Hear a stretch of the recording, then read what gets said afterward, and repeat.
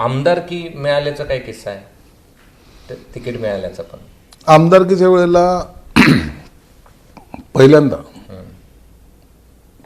पूर्वी तर मला 2000 म्हणजे 89ला तिकीट नाही मिळालं.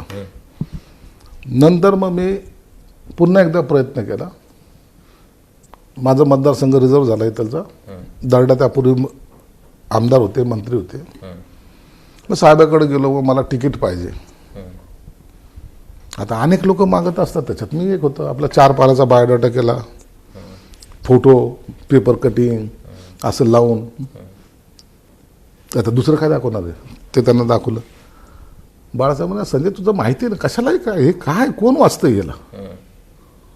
लोकांना बायोडाटा देण्यामध्ये फार आनंद असतो ना. हे कोण वाचतं रे, माहिती ना तुमचा इतिहास मला, ते बस.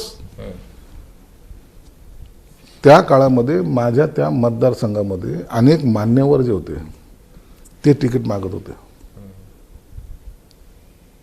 पोलीस उपमहासंचालक सुरडकर असतील, गंगाधर गाडे असतील, एक कांबळे नावाचे डिस्ट्रिक्ट जज होते ते, हे असे मान्यवर लोक होते. आणि त्याच्यात संजय शिरसाट. वाटलंही नसेल तुम्हाला काय काय तिकीट देतील ते यांच्या समोर आपल्याला. एबीपी माझा, उघडा डोळे बघा नीट.